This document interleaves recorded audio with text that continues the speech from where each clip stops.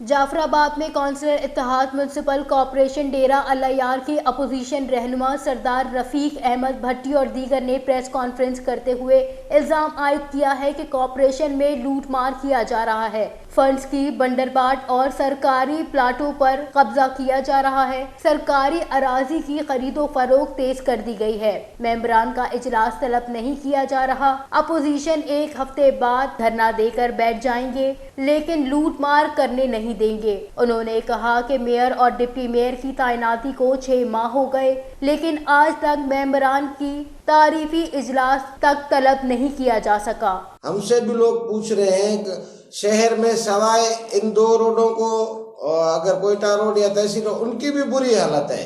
बाकी गली मोहल्ले तो तबाह हाल है। हम ये चाहते हैं कि भाई बैठे हमें बताएं कि भाई हमारे फंड्स कितने हैं, हमारे कितने वसाइल हैं, कितने खर्चात हैं, आप लोग ये शहर में क्यों उद्यम मचाए हुए हो। कल भी हमारी इस सिलसिले में मेयर और डिप्टी मेयर साहब से बातचीत हुई है, मुलाकात हुई है कि आप इजलास बुलाएं, हम तमाम मेंबरान को एतमाद में लें, बसूरत दीगर हम एहतजाज करेंगे। फंड का खर्द-बुर्द किया जा रहा है, जिसकी इजाजत किसी सूरत भी नहीं दी जाएगी। हम इस करप्ट ऐवान को चलने नहीं देंगे, हमसे मुशावरत की जाए। वश न्यूज़, जाफराबाद, बलोचिस्तान।